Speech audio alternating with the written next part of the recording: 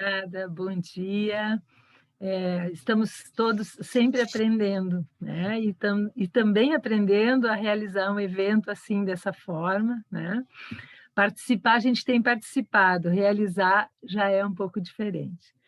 A nossa mesa temática hoje é Vozes Ancestrais, e a gente tem o prazer de conversar com o Daniel Munduruku, do Pará, e a Márcia Cambeda, que eu acho que teve problemas, né, para estar aqui conosco. É um escritor que nos traz a voz dos povos originários. É uma emoção muito grande, Daniel, receber aqui na Unisc, nesse colóquio internacional Leitura e Cognição, o 10º que fazemos. Acho que com a reverência que temos e que devemos ter aqueles povos que nos constituem enquanto nação brasileira, povos indígenas, aqui representados pelos Mundurucus, nós nos preparamos para ouvir. Daniel, ouvir é um exercício que talvez não seja para ti que eu precise dizer isso. É um exercício muito importante, pois o silêncio, para que exista, ele precisa ser interno. Na academia isso não é muito fácil, pois espera-se que os acadêmicos tenham o que dizer. Por isso eu queria te pedir, Daniel, por favor, eu não quero te apresentar. Por favor, nos faz entrar com a tua voz na segurança de um também nosso território, de um também nosso território memorial. Por favor, nos faz ouvir a nossa história contada por um caminho não linear, aprendido na escola, nos reconecta com as tantas vozes necessárias para a nossa resistência política nessa terra Brasilis. Por favor, Daniel, te apresenta e nos faz ficar em silêncio, um silêncio atento, aquele que genuinamente conversa.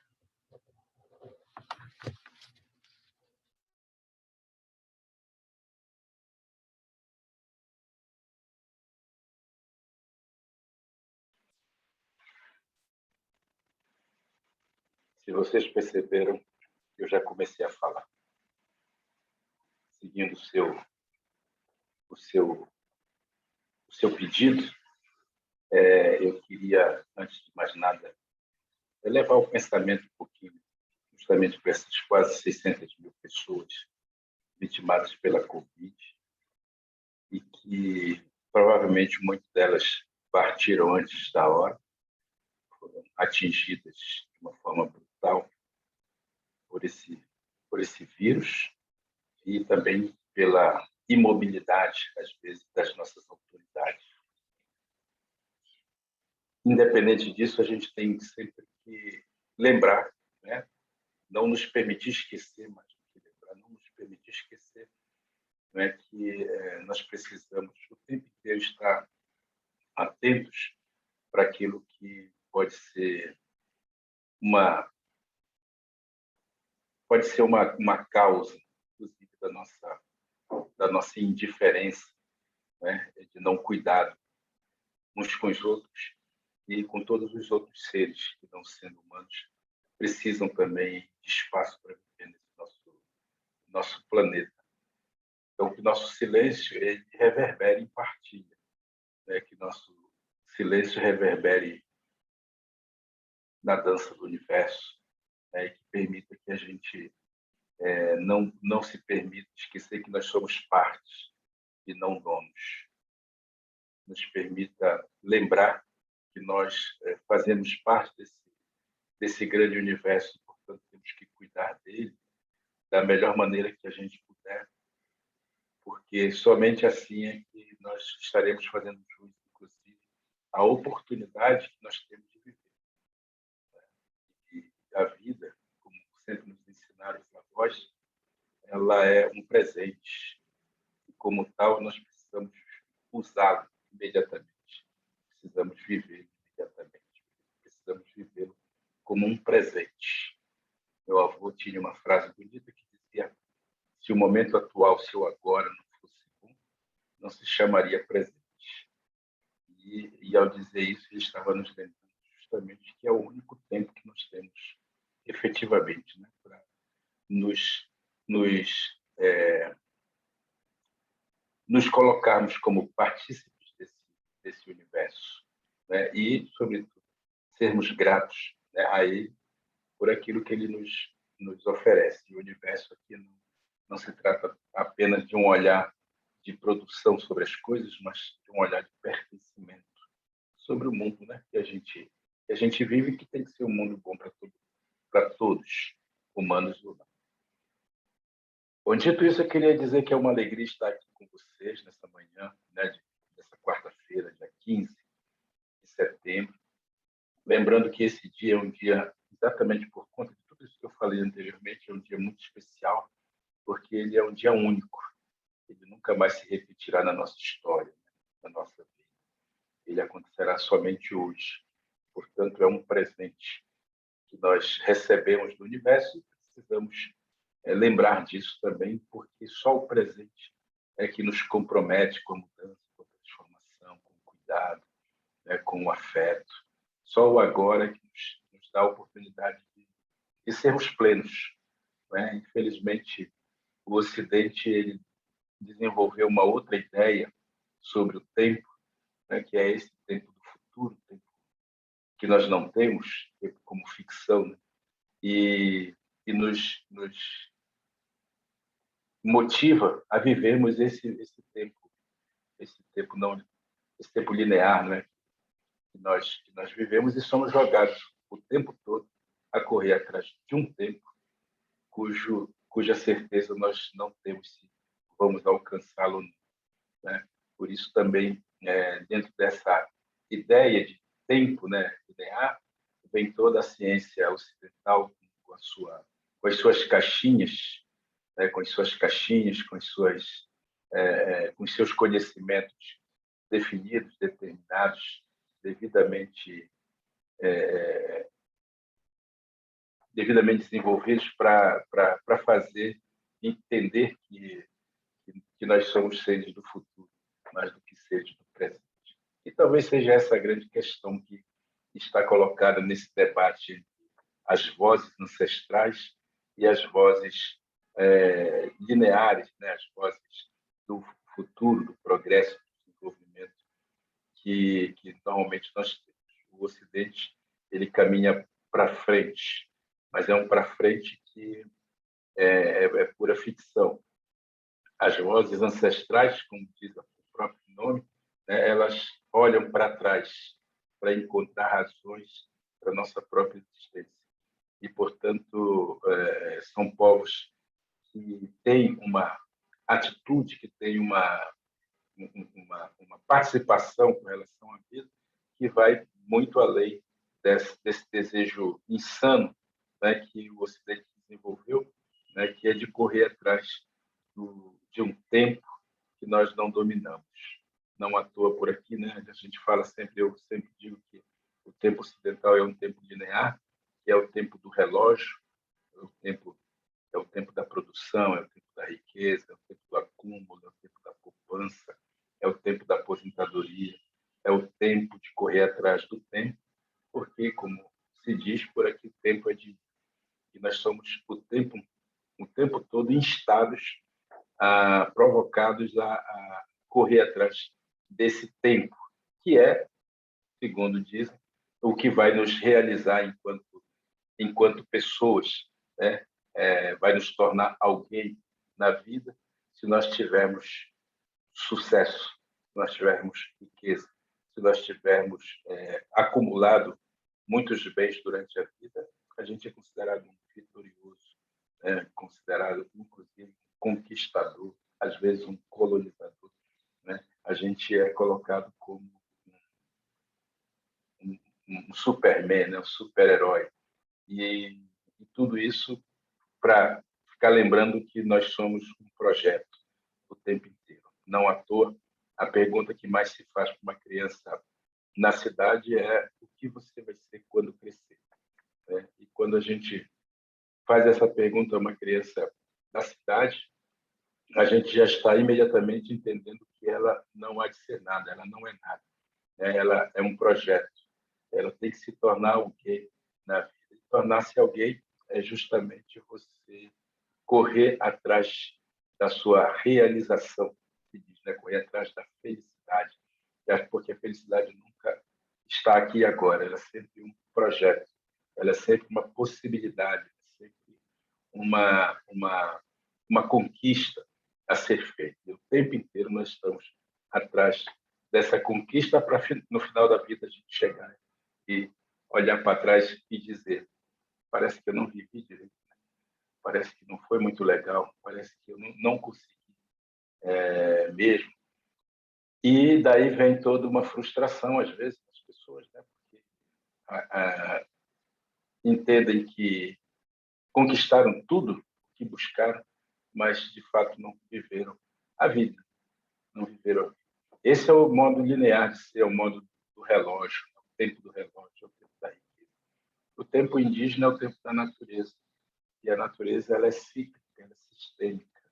Tem uma frase em latim, e eu vou gastar meu latim com vocês aqui, que diz assim: natura não faz de saltos, a natureza não dá pulos, a natureza não dá saltos, né? Para nos lembrar que a natureza ela tem uma lógica própria, que é a lógica da circularidade. A natureza está o tempo inteiro se debruçando sobre ela mesma, né? Para ela se renovar, para ela continuar mesmo, mas para continuar mesmo ela precisa estar o tempo inteiro numa constante mudança, num constante movimento, né? E ela mudando de estação a cada momento, ela vai também se renovando, vai se fortalecendo, vai se, se, se transformando, né? Dessa maneira ela consegue se perpetuar, digamos. Os povos indígenas são povos da natureza, se sentem parte da natureza, se sentem parte desse todo, né? Desse universo todo. Portanto, segue a lógica desse tempo, é a lógica do tempo da natureza. Ou seja, estamos sempre em movimento, estamos em constante movimento de mudança, de transformação, de renovação, porque dessa maneira a gente entende que nós precisamos, podemos queremos, podemos fazer uma constante atualização da nossa ancestralidade, né? Ou seja, o povo indígena não é o povo do passado, não é o povo do futuro, é o povo do presente, do agora. Então, como a natureza que vai mudando de fase, né, a própria cultura humana, a própria cultura que os indígenas vão desenvolvendo, é uma cultura que vai se atualizando permanentemente para poder fazer jus a todo aquele esforço, a toda aquela luta que os ancestrais tiveram para que nós tivéssemos esse mundo para viver. Esse mundo, esse presente, esse agora, para a gente estar nele, se estabelecer diante. Portanto, são povos, são populações que não estão buscando riqueza material, não estão buscando acumular bens, não estão buscando construir toda uma outra lógica de permanência no mundo, mas seguindo a própria lógica da natureza, que é a lógica da transformação, né? Ou seja, nós entendemos a vida como uma espécie de bem viver, né? Como uma espécie de filosofia de pertencimento a esse tempo que nós vivemos, buscando extrair dele o que há de melhor para a gente poder continuar os mesmos, ainda que estejamos em constante movimento, como a natureza faz. E a natureza, sendo sistêmica, ela também é coletiva. Então, todo o nosso processo de vida, de entendimento da nossa existência, passa por essa ideia sistêmica, né, de coletivo. Nós somos parte, não donos. Nós não somos proprietários, nós estamos somos usufrutuários, né? Desse universo todo, que não é de nenhuma pessoa em particular, mas é de um coletivo. Portanto, é como se a Terra, o mundo, a natureza, fosse um empréstimo que nós recebemos, um objeto emprestado, né? Eu lembro sempre, aqui no caso de um livro, né, de alguém que vai a uma biblioteca, pegar um livro por empréstimo e que tem a obrigação de devolvê-lo da melhor maneira que ele puder, porque sabe que aquele livro é, na verdade, um coletivo, é de um coletivo. Então, ele vai cuidar o máximo que ele puder para que ele possa, para que outros possam usufruir daquele objeto. Então, a natureza, ela é entendida por nós também como um objeto que nos foi emprestado, não nos foi dado. Portanto, não temos que ficar destruindo, detonando, porque não é nosso. Mas ele é algo que nos foi emprestado, portanto, a gente tem que cuidar da melhor maneira, porque a gente sabe que outros têm que usar. Outros irão usar, outras gerações, outras estações virão e que terão que usar esse mesmo equipamento, digamos, chamado natureza, chamado mundo, chamado universo. Portanto, a gente vai passando de uma geração a outra da melhor maneira que a gente puder, para que a gente possa deixar para os nossos netos, nossos filhos e netos, a gente possa deixar um mundo bonito, tal qual nós o recebemos dos nossos ancestrais. Isso significa comprometimento, né? Isso significa pertencimento. Isso significa que a gente está comprometido com essa mudança, com essa transformação aí, né, do mundo, né? Diga, Ângela, acho que eu falei demais, não foi? Era só uma... Não falou demais. A conversa ótima é que a Márcia chegou, né? E a gente está muito feliz que ela está aqui também, certo?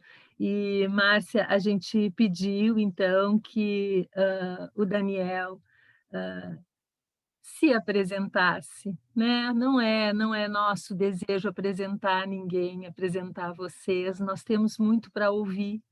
Então, o Daniel iniciou essa conversa, né? Nós fizemos essa chamada, esse pedido, e aí eu estou querendo trazer a Márcia para a conversa, né? Às vezes na tela a gente se perde. Então, por favor, Márcia, nos faça ouvir, sentir a tua voz, né? Eu agradeço, estou falando aqui do meu trabalho, enquanto eu falo com vocês, eu vejo algumas coisinhas aqui, algumas... vou só falar aqui rapidinho. Felipe, você entrega a Michelle para ver essa situação? Tá? Mostra aqui para ela. Eu estou aqui numa live. Eu preciso da assinatura para devolver para o rapaz. Da minha assinatura? Só um minutinho, gente. Tem um rapaz aqui embaixo da rádio. Tá, eu assino onde aqui?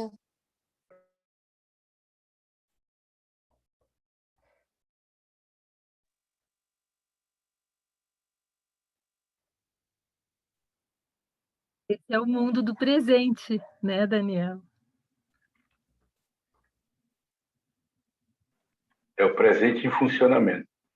Exatamente. É o mundo ocidental aí. E ele fazendo exatamente aquilo que ele faz, fazendo nos fazer fazer, né? É incrível isso, né? Quando a gente consegue se conectar e que a gente percebe que nada pode ser organizado, ser planificado de forma correta e que vai sair daquele jeito, a não ser que a gente efetivamente não esteja presente, não escute, né? A Márcia tem funções. Essa multa para nós, será que é aquela? Vou ver se é a mesma. Tá. Sim, acabei. Já estou. Eu já. Eu já estou disponível, gente. Desculpa que eu estou no ambiente de trabalho, aí vai acontecer um pouco isso. A gente tem que estar. Mas estou disponível, podemos começar. Então, eu sou Márcia Cambeba, sou do povo Mágua Cambeba, escritora, poeta, ativista da causa indígena ambiental. É uma alegria poder chegar e ouvir o Daniel, porque ouvir Daniel é sempre uma aula. A gente sempre aprende quando a gente ouve os parentes, né? Independente de o parente ser um doutor como Daniel, ser um parente de território, que também traz outros ensinamentos, a profundidade do ensinamento que um parente traz de território para nós maravilhoso e nos enriquece.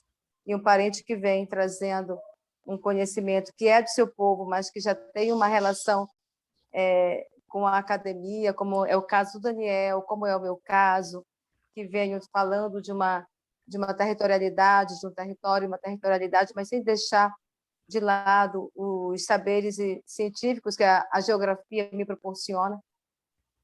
E é fundamental, porque a gente também consegue, como indígenas, que já passamos por uma universidade, dialogar profundamente com os parentes que estão nos seus territórios. E esse conhecimento, esse diálogo, ele se interliga, ele se entrelaça e cria raízes. Então, eu fico muito feliz com o convite de vocês.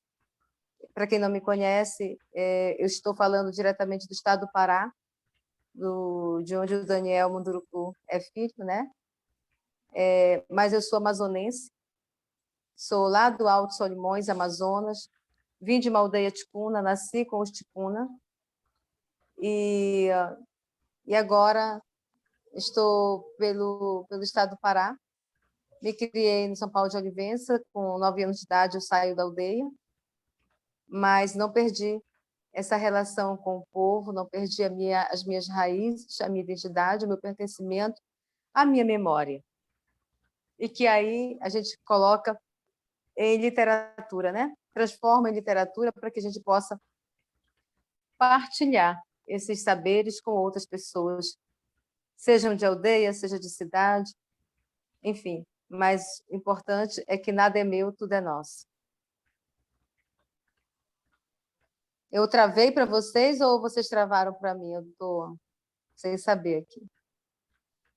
Travou para nós estamos te ouvindo perfeitamente, Márcia. Tu nos ouve? Sim?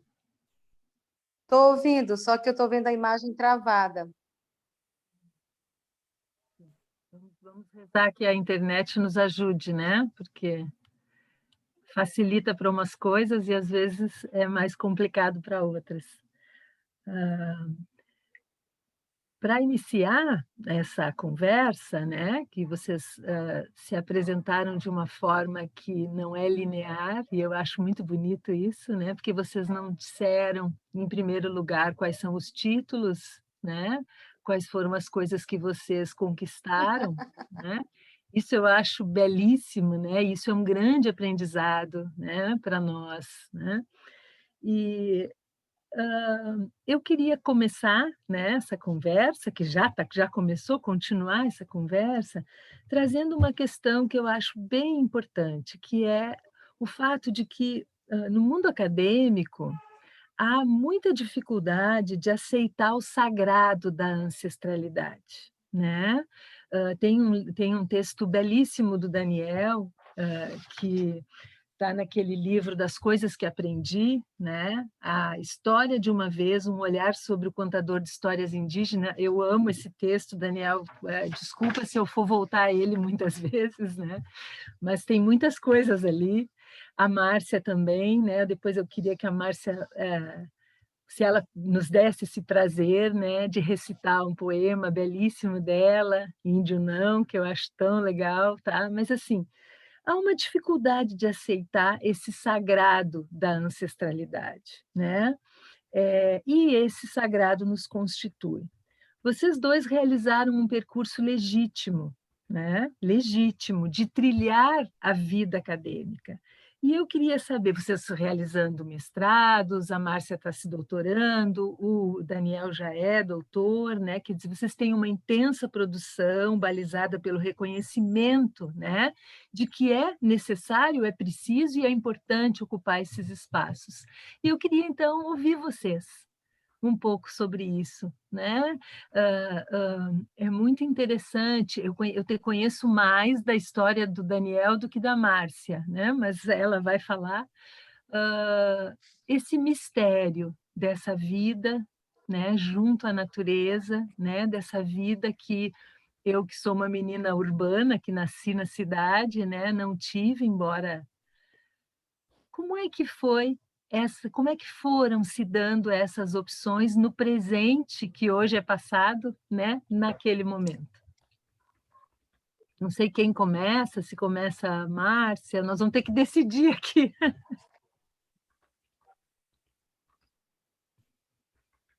Quer falar, Marcia? Daniel, você quer começar, pequeno? Começo, vai. Tudo bem. Os velhos começam O que ele falou aí?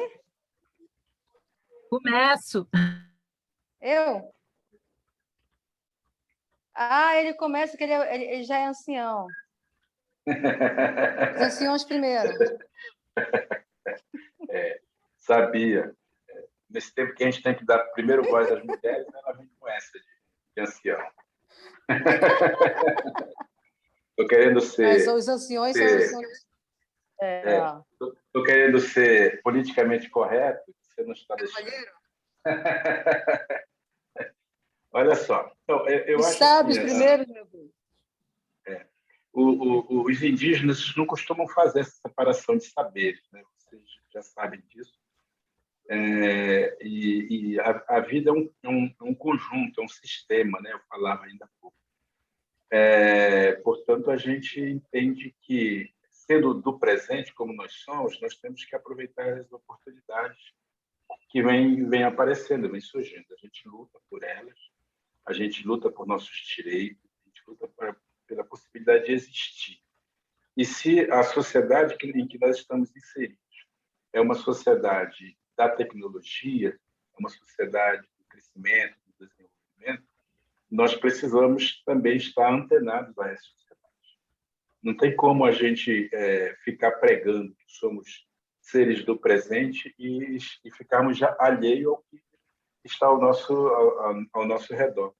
Então, eu entendo que, desde sempre, os nossos antigos, né, não digo nossos ancestrais, mas os nossos antepassados, inclusive antepassados muito recentes, né, eles foram lutando e brigando para que a gente pudesse viver esse momento lindo, como diria o Roberto Carlos, né, para a gente estar aqui e agora, nesse espaço em que nós estamos vivendo. Se nós não aproveitarmos esse momento, nós não estaremos fazendo jus à luta deles. Portanto, nós também estamos, ao nos comprometer, eu dizia, terminei minha fala dizendo isso, né, que só o presente nos compromete. Se nós não nos comprometermos com a mudança, com a transformação, se nós não nos comprometermos com a sociedade que está aí, em que nós estamos vivendo, estamos inseridos, nós não estaremos deixando o mundo mais ou menos bonito para os que virão depois. Portanto, assim, eu sou o antepassado do que vem pela frente, né? Eu sou o passado do que vem pela frente. Portanto, eu tenho que pensar como um avô pensa os netos, né? E tenho que pensar como um ancestral pensa o mundo como um presente que nos foi oferecido. Portanto, participar, eu queria dizer que isso não é uma unanimidade, nem todo mundo pensa dessa maneira, e não faz parte dos nossos povos fazerem muitas especulações a respeito disso, não é? Talvez a oportunidade que nós tenhamos tido de ir para a universidade, de frequentarmos e conhecermos as outras linguagens dos conhecimentos, nos deu a possibilidade de pensar ou repensar aquilo que os nossos povos nos ensinaram e tentar construir uma ponte entre esses saberes, né? De modo que a gente tenta, ao mesmo tempo, ser do presente, mas pensar também a realidade que nós vivemos como uma ponte com o futuro, como uma ponte com aquilo que há de se constituir daqui em breve, né? Daqui a um tempo que há de vir, que provavelmente nós não faremos parte dele, né? Porque enquanto estivermos aqui, como diria o poeta, né? Se você quer saber se você realizou seu projeto de vida, se você está vivo, não realizou. Então, é um pouco essa ideia. Para concluir, Então, nós somos um conjunto, nós somos parte, nós somos integrados a esse todo. Portanto, a gente não abre mão também da nossa ancestralidade, a gente não abre mão da nossa espiritualidade, a gente não abre mão de sermos humanos completos. Ou seja, ser humano completo significa, entre outras coisas, ter o que comer, ter onde dormir, ter onde morar, ter um território, né? Ter um sistema educacional próprio, né? E ter uma crença, e ter acreditar que a gente está inserido nesse universo que é muito mais do que só objetos, que é muito mais do que só matéria, né? A gente se entende parte desse universo, vivendo com esse corpo que nós temos, mas sabendo que, para além da nossa materialidade, existe também um mundo que é imaterial, que é simbólico, né? E que é, de uma certa forma, criado e recriado constantemente por nós mesmos. Portanto, a gente não deixa de lado a nossa espiritualidade, né? É por isso que, certamente, quando eu comecei aqui a minha fala, lembrando os 600 mil mortos pela Covid, eu já estou fazendo um ritual, já estou ritualizando, né? Eu já estou dizendo assim, ó, eu me coloco em conexão com todos esses outros seres, né? Meus irmãos que foram levados pela Covid, né? E ao mesmo tempo a gente se solidariza com a dor daqueles que ficaram, que são parentes também. Então isso tudo é, de uma certa forma, ritualizar. Então, quando os indígenas vão lá a Brasília lutar por seu direito ao território, né, eles estão lutando por um direito histórico, um direito material, por um direito, né, dentro da própria lei, da própria Constituição. Mas eles estão lá cantando e dançando, porque faz parte do mesmo processo. Você não vê muito esse movimento acontecer em outras pautas, né? Você vê apenas, às vezes, o barulho dos tambores e tudo mais, como aconteceu na Avenida Paulista, por exemplo, recentemente. Então, as pessoas foram lá tamborilar e fazer gritos de fora isso, fora aquilo. Beleza, isso faz parte de um entendimento. Mas, se você olhar a Marcha das Mulheres, que Márcia esteve lá, em Brasília, recentemente, né, e ver como é que elas se comportavam, como as mulheres se comportavam o tempo inteiro, numa dinâmica de ritualização, né, de espiritualização daquele lugar, é o que nos identifica. É claro que os cabeçudos da cidade vão achar não, que a gente só sabe fazer isso na vida, né? Alguém vai dizer. E a gente vai lembrar para eles que, sim, isso talvez seja o mais importante, a gente saber na vida, né? E que a gente não está sozinho, que a gente faz parte de um todo, né? Que a gente não está brigando para ter a nossa casa, a gente está brigando pela casa de todo mundo, né? Que é esse planeta que a gente vive. Mais ou menos isso. Agora eu deixo com a Márcia, ela é a poeta da história.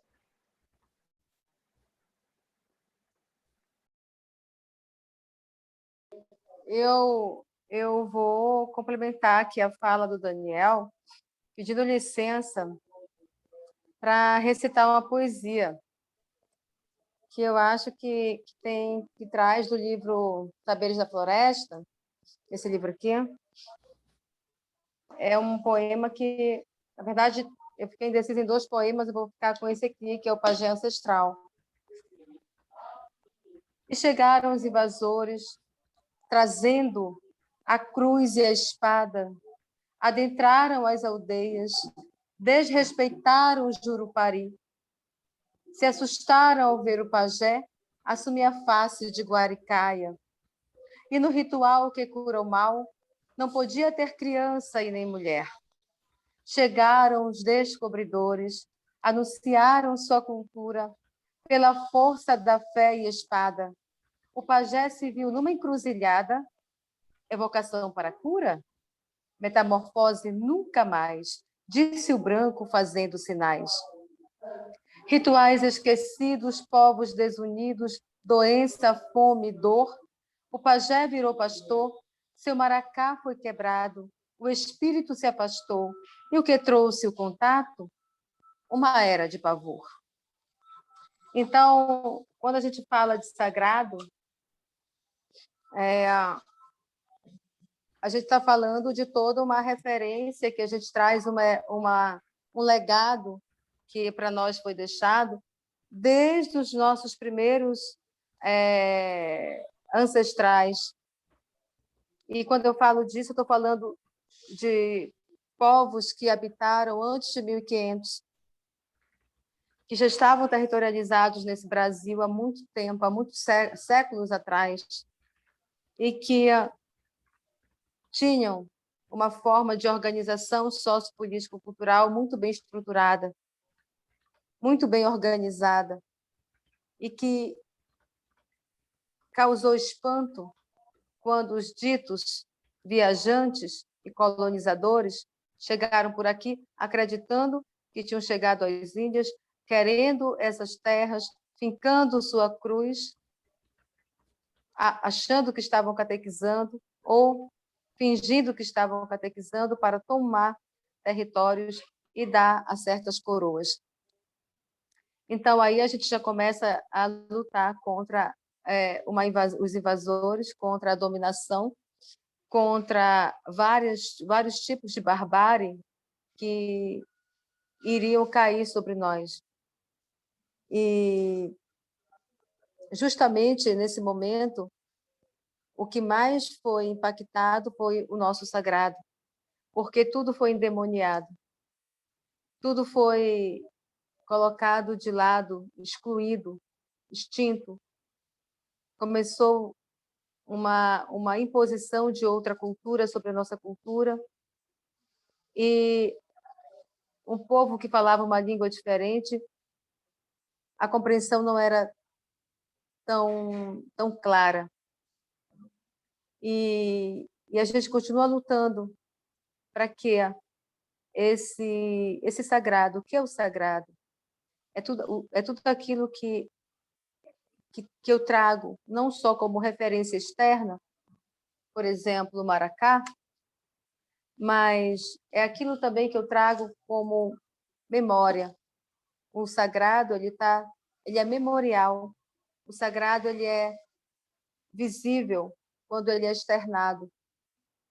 Essa conexão espiritual, ela precisa existir a partir do momento em que eu começo a compreender as referências que estão em mim, as referências que me marcam, que me fortalecem, por exemplo, o cachimbo, a fumaça, o tabaco temperado, preparado, as ervas que compõem, os banhos serenados, as medicinas que a gente usa como rapé, para quem já utilizou a ayahuasca, para quem usa outras medicinas da floresta, essas são os sagrados também. Então, quando eu começo a compreender essas referências, isso está em mim. Então, isso é meu território. Eu sou um território do sagrado. Um sagrado feminino, um sagrado masculino, porque a gente traz uma espiritualidade que está para além de mística, né? Então, eu quero ver uma mística indígena. Não faço mística, né? Eu tenho as minhas referências, eu tenho a minha identidade, eu tenho o sagrado que o meu povo manteve com muita luta como herança espiritual e ancestral. Então, isso sim. Em que momento esse sagrado pode ser visível? A partir do momento que eu sinto em mim e procuro externar. Mas não externar por externar, externar sentindo o que aquilo está causando no meu corpo, a forma como eu estou me conectando. Então, isso é importante. Por exemplo, uma roda de xanduca, que para uns vão chamar de cachimbo, outros de xanduca, outros de outro nome, né? É o momento em que as pessoas partilham fumo, usam o maracá, o canto, o tambor. Então, ali nós temos vários elementos identitários e sagrados que demarcam o território e dizem, não, esse território aqui está sendo, nesse momento, habitado e partilhado e vivido através de várias de várias espiritualidades que compõem vários povos, quando a gente está em mais povos, assim. Então, isso é legal. E isso, para mim, é importante. Na minha casa, eu tenho o meu cachimbo, o meu tabaco, e que eu fumo todo dia? Não, eu fumo quando o meu corpo necessita, quando o meu espírito pede uma conexão, quando o cansaço me bate, quando eu sinto que eu estou estressada do dia a dia da cidade e que eu preciso me recompor para poder pensar, para poder escrever. Quando eu quero escrever e me concentrar, então, eu estou ali com o meu tabaco que veio dos Guarani, Kaiowá, e aí aquilo se torna sagrado para mim. Ali é um ritual, porque ritual não é só você fazer todo dia a mesma coisa, ou ir no mesmo lugar todo dia. Ritual, ele tem que ser consciente, ele tem que ser sentido dentro de nós, ele tem que partir de dentro para fora, não de fora para dentro somente, né? Mas tem que ser um ir e vir. Então, para mim, isso constitui o sagrado que está presente na natureza, que está presente no rio, que está presente em cada árvore que compõe a grande mãe. Ainda agora eu estava em pé em uma das ruas aqui de Belém, esperando uma reunião começar, e eu estava, de fato, com muita fome, e eu não posso esperar muito para comer, porque eu estou com problema gástrico, e eu olhei para a mangueira, né? Aí não vi nenhuma manga madura. Fiquei em pé, de repente uma manga veio, e se eu não dou um passo para trás, ela caía na minha cabeça. Caiu bem perto. Aí eu não tenho vergonha de comer manga da calçada de Belém. Juntei a manga, dei uma lavadinha nela e comi, né? Então, quer dizer, eu estava longe daqui da ouvidoria. Aqui eu tenho café da manhã, né? Porque eu tenho a minha sala aqui. Mas eu estava num lugar que não tinha, e não tinha nada perto, porque uma mangueira caiu numa das ruas movimentadas aqui de Belém, interditou muita coisa. Então, a natureza, ela é essa mãe. A natureza também, ela nos brinda e nos alimenta e nos dá sombra, e a gente dá o quê para ela, né? Às vezes eu me pergunto, quanto de violência eu fiz hoje para a minha ancestralidade, para a minha natureza humana e para a minha natureza ambiental. É por aí. Então, bom dia, eu sou o Felipe, estou aqui hoje fazendo uma parceria com a colega Ângela para mediarmos um pouco essa conversa. Na verdade, uma conversa não precisa de mediação, né? É só uma conversa, mas queria dizer que é uma alegria muito grande, né, para todos e todas que aqui estão, e na sua grande maioria, pessoas que têm, vamos dizer assim, um percurso bastante curto de convivência, ou bastante relativo de convivência com as coisas da Terra, né? Para nós é um grande presente mesmo estarmos aqui hoje podendo ouvir vocês, né, que trazem esse percurso de experiência, de saberes, né, que a nós faz falta, né? E acho que estarem vocês aqui nesse colóquio no nosso 10º colóquio de leitura e cognição é um brilho a mais, né, para todos nós. Na sua fala, Daniel, você mencionou inclusive o exemplo, né, mas falou da ideia das lutas, né, dos povos ancestrais, e a minha provocação ou pergunta, assim, para a gente poder continuar conversando, como disse a Ângela, seria um pouco no sentido de vocês mapearem ou trazerem um pouco para nós, assim, como é que vocês estão vendo, interpretando, compreendendo, né, esse momento atual da política e essa nossa luta, a qual eu também me junto, acho que quase todos aqui, né, ou se não todos,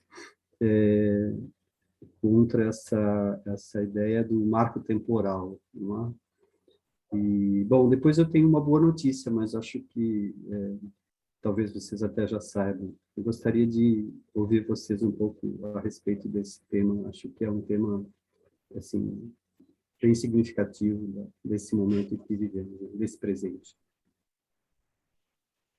Muito bem, professor Felipe. Obrigado pela pergunta e pela questão. Eu diria que o povo indígena, dizia ainda há pouco, que o povo indígena é um povo que olha para trás, olha para o passado. O povo que tem no tempo passado a sua, como eu diria, a sua ferramenta de interpretação do presente, né? E por conta dessa possibilidade de a gente interpretar o presente a partir das lutas passadas, a gente entende que o que nós estamos vivendo hoje é, de fato, algo que já estava sendo desenhado há muito tempo, né? E que só estava esperando a oportunidade de acontecer. E essa oportunidade veio e aconteceu justamente com esse picareta que está na presidência hoje, né? E que está sendo usado por um sistema linear, quadrado, né? Dessa gente que gosta de olhar para a natureza, para olhar para a sociedade como um todo, como se fossem seus serviçais, porque nós fomos, infelizmente, educados a partir dessa mentalidade, né, colonial, e pensamos e desejamos, às vezes, ser o próprio colonizador. E então aceitamos que o pensamento colonizador ele acabe tomando conta das nossas cabeças, das nossas mentes. Portanto, o que nós vivemos hoje é a realização de uma profecia que foi feita lá nos anos 70 pelos militares, né? Lá no comecinho dos anos 70, eles falavam muito em integração dos indígenas à sociedade brasileira, que é o mesmo discurso que o atual capitão ele repete, reproduz, né? Que os indígenas precisam se tornar gente como nós, como se eles fossem gente, na verdade. E estão fazendo um esforço danado e colocaram, estão usando, se a gente pensar bem, eles estão usando a mesma estratégia dos anos 70, que é colocar nos lugares mais importantes, eu diria, pessoas que vão fazer a política que eles querem que seja feita. No meio ambiente, nós tivemos o Salles, que era Puglia, né? Na FUNAI dividida em duas hoje, né? Nós temos duas mulheres, né? A moça que é a louca da goiabeira, como chama, Damares, né? Que está numa pasta completamente fora de contexto, né? fora de nada. E, por outro lado, a mulher da motosserra, que é defensora aí do agronegócio como um todo. Então, nós temos... como chama ela? Não lembro agora o nome dela. Cátia Abreu, né, parece? Cátia Abreu. Então, exatamente. Então, nós temos essas duas figuras dentro de pastas que são essenciais. Se a gente pegar, então, o meio ambiente, pegar a FUNAI, a própria FUNAI, né, como instituição que está dividida nesses dois ministérios, quer dizer, eles são exatamente o que são, né? Ministério. No caso da Damares, é um ministério, inclusive, religioso. Então, é uma própria igreja que ela criou ali dentro do seu ministério. Então, o que nós estamos vendo é se desenhar algo que já acontecia lá nos anos 70. O que acontece nesse momento é como se fosse uma dobra no tempo. É como se a gente tivesse tido uma dobra no tempo, voltamos para os anos 70 sem sairmos do 21, né, do século 21. Então, quer dizer, de uma certa forma, isso já estava desenhado que iria acontecer, né?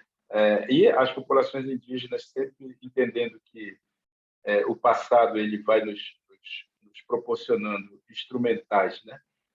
Referências para a gente se construir no presente, eles, de uma certa maneira, já estão mais ou menos preparados para esse enfrentamento, até porque o movimento indígena ele não tem partido. O movimento indígena sempre foi um movimento de resistência. E a resistência pode ser tanto à direita quanto à esquerda. Também, durante o governo de esquerda, o movimento indígena foi um movimento de resistência. Né? E agora, como nós estamos à direita, o movimento indígena entende que a resistência é ainda maior, justamente porque a turma da direita é uma turma, ela é muito mais economicista, ela é muito mais ligada à ideia de desenvolvimento, de progresso, né, de crescimento, né, dessa ideia, enfim, do liberalismo e tudo mais, né, e tirar, inclusive, a presença do Estado na condução das políticas públicas e políticas sociais. Portanto, né, de uma certa forma, eles são muito mais perigosos, que a esquerda a gente ainda joga com a consciência deles, mas a direita não tem consciência. A direita só olha a partir do seu viés economicista. Né? A esquerda a gente ainda pode brigar um pouquinho, olha, a igreja diz isso, sabe? Aí a esquerda fica assim, balança um pouco e desenvolve ainda algum tipo de política pública que tem muito mais sentido para o povo em geral, né?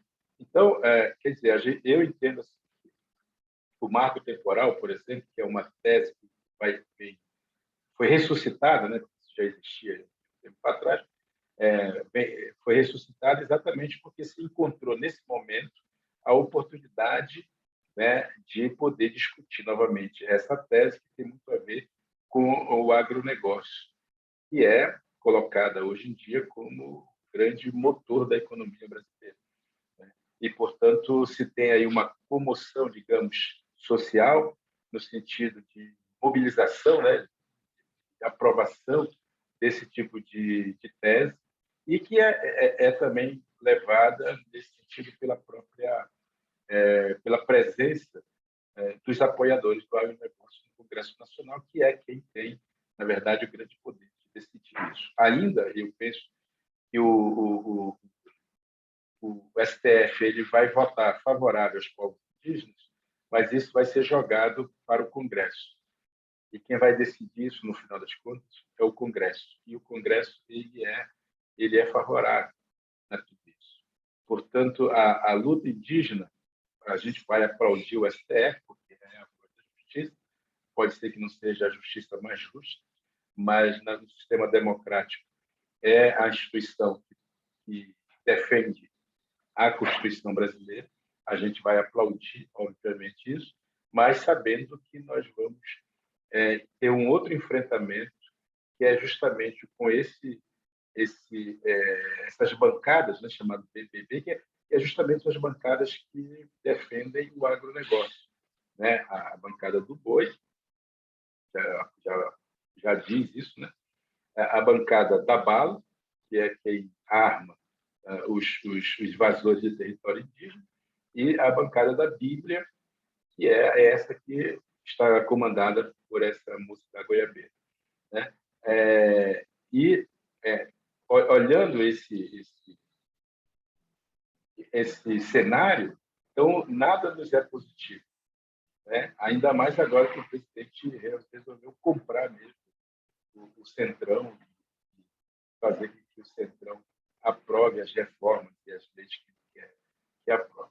Então, eu, sem querer ser o profeta do caos, entendo que nós vamos, pelo menos do ponto de vista ambiental, do ponto de vista indígena, nós vamos entrar ainda num processo muito, muito pernicioso para toda a sociedade brasileira.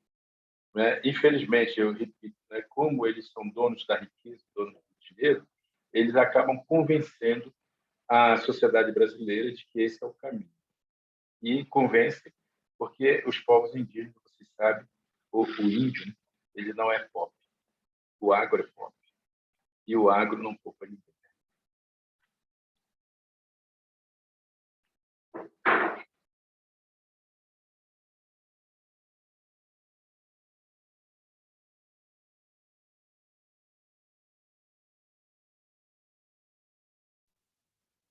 Como é para falar?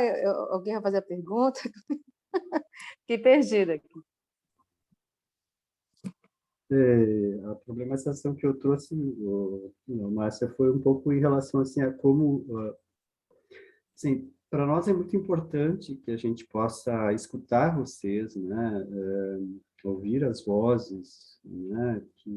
Assim, de vocês que estão mais intensamente, eu diria assim, vivendo esse momento, né? Segundo as próprias palavras do Daniel, não tão auspicioso para a sociedade como um todo, especialmente para os povos ancestrais, né? Que tem a ver um pouco com essa questão aí do marco temporal. E, então, um pouco a provocação. Daniel falou muito bem, né? Ele explicou muitíssimo bem sobre tudo isso. Inclusive, ele esteve lá no... Eu não tive a oportunidade de estar em nenhum dos dias com o movimento que está em Brasília, mas eu estive na Marcha das Mulheres, acompanhei, e o que a gente vê é um cenário muito devastador para tudo isso. Para complementar um pouquinho essa aula que o Daniel dá para nós, eu só diria que com a votação e a aprovação desse PL 490, não é só os povos originários que vão sofrer, não é só a gente que está temendo, mas o mundo, a sociedade como um todo, né, tende a se prejudicar. Porque se a gente for pegar o mapa de desmatamento na Amazônia, nesse bioma chamado Amazônia, a gente vai identificar pequenos focos verdes no mapa. E esses pequenos focos verdes, eles estão localizados justamente em áreas de território indígena, ou ele está localizado em comunidade quilombola, ou área de proteção permanente, corredor ecológico, enfim. Mas, na maioria, a gente vê um grande desmatamento, uma grande desertificação na Amazônia, né? Então, a Amazônia está caminhando para um processo de desertificação, de um impacto está imenso, que a Amazônia, em vez de contribuir com o clima, ela já está prejudicando, porque está emitindo muito CO2, né? Então, a gente precisa compreender a nossa presença no planeta a partir da nossa ação e reação. E o que a gente quer como ser humano? Qual a nossa responsabilidade para com a natureza? Qual o legado que eu quero deixar para minha posteridade? E que legado eu estou dando continuidade hoje? Eu acho que assim, a gente tem isso muito claro quando se trata de povos originários, porque a gente sabe o legado que a gente tem, a gente sabe o valor de um rio, né, para que a gente possa nadar, para que a gente possa andar de canoa. O rio ele não é só simplesmente um território de águas em que a gente desliza por sobre ele. O rio, para nós, ele tem espírito, ele é um sujeito de direito. O rio, para nós, ele tem uma pedagogia, ele tem um ensino das águas. O rio se comunica com a gente. Ele transmite uma mensagem linda, potente e necessária, mas para que se escute não só a voz do rio, da natureza, da terra, é preciso que a gente compreenda a nossa... Aí volta de novo a nossa ancestralidade, essa conexão que a gente precisa ter, essa escuta silenciosa, essa escuta em que você observa, mas com os ouvidos atentos e a mente aberta para uma aula que a natureza vai nos dar. E como essa mensagem adentra o meu ser e como que ela permeia e contribui para o meu ser pessoa.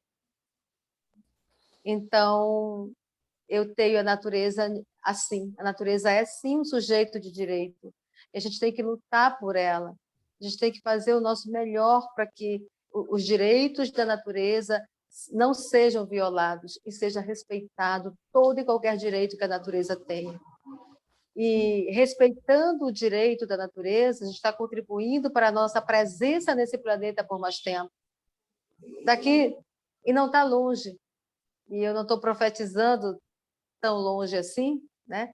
E nem tô, é uma coisa que é muito visível, né? Logo, logo, e não está tão longe. Eu temo que a gente venha ter uma guerra por água, porque os nossos mananciais, os nossos rios e igarapés estão poluidíssimos. Os dejetos são jogados sem dó nem piedade, sem uma tomada de consciência do impacto que a gente está causando. Nós temos 2 grandes aquíferos, né? Um é o Guarani, em São Paulo, e o outro fica onde? Alter do Chão, no Pará. Então, a gente já está bebendo poluição, comendo poluição, porque nós somos poluição. Então, a gente está poluindo a nossa própria vida. Agora começou aqui no Pará uma onda da urina preta. Alguns peixes estão proibidos de comer tambaqui, pacu, não sei se tucunaré está no meio. 4 ou 5 tipos de peixes. Peixes importantíssimos, peixes saborosos, peixes que são dos nossos rios. Algo está errado com o peixe que vai prejudicar o ser humano, mas o ser humano morre e não aprende. O Covid veio para nos trazer não só dor, tristeza, mas uma mensagem de alerta. E a gente continua não querendo escutar essas vozes ancestrais aí, né? Essas vozes que vêm de lá dizer para nós, escuta o que eu estou dizendo, nada acontece por acaso, tudo tem um porquê de estar ali. Então, a gente está aí sofrendo com a urina preta, muitas pessoas se infectando, e a gente tentando compreender, meu Deus, o porquê que o ser humano não aprende com tanta doença que está acontecendo aí, né? E a gente se livrando, e quando a gente está bem, consegue respirar, a gente esquece até de agradecer ao infinito, à espiritualidade. Obrigada, porque hoje eu estou respirando bem, sem aparelho. Quantos estão agora? E eu faço aqui presto aqui a minha solidariedade a muitas famílias que estão, nesse momento, sofrendo com seus entes queridos em leitos de hospitais, entubados, com respirador, e a gente está aqui. Eu estou aqui sentindo esse vento que entra pela minha janela e agradecendo. Eu agradeço ao Grande Espírito, porque o vento é a presença maior de que existe uma espiritualidade, de que existe Tanakanata Yetu, de que existe Seneru, de que existe Tupã, Tupana, Nhanderu, enfim, de que existe um ser, uma energia maior que todo mundo. E a gente esquece de dizer gratidão ao Grande Espírito, porque hoje eu acordei, hoje abri meus olhos, hoje eu sorri para a vida, hoje a vida me sorriu e disse, tu está bem e vai ficar bem. Obrigada. Imagina, nós é que agradecemos. Uma verdadeira aula aí de vocês dois, né, Daniel e Márcia.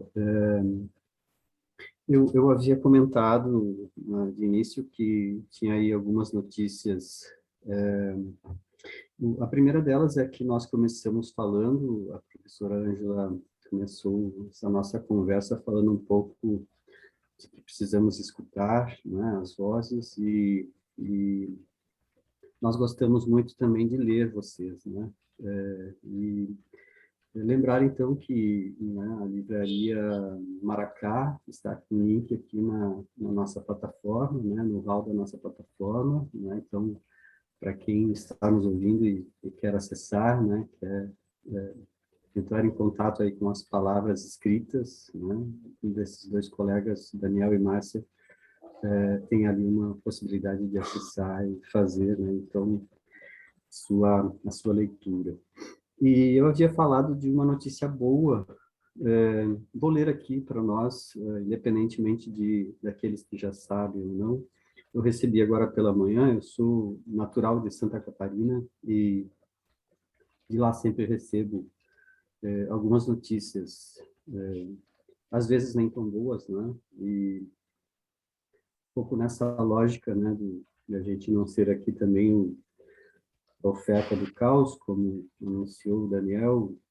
Talvez o que nos resta, como sempre, é resistir, né? Resistir naqueles espaços em que a gente ainda pode resistir. E a notícia que eu trago, acho que é uma ideia, assim, um ponto, né, de resistência.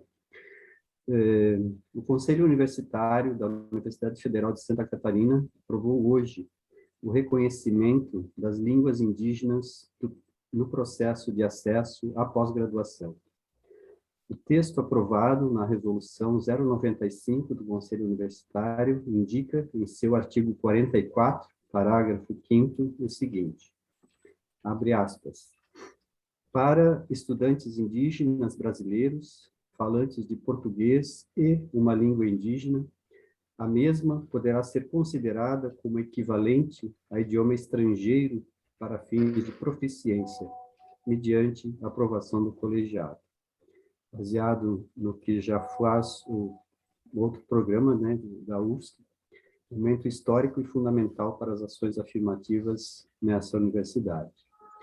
Então, a notícia termina, né, dando os parabéns aí àqueles 50 conselheiros lá do Conselho Universitário da Federal de Santa Catarina que aprovaram isso, né?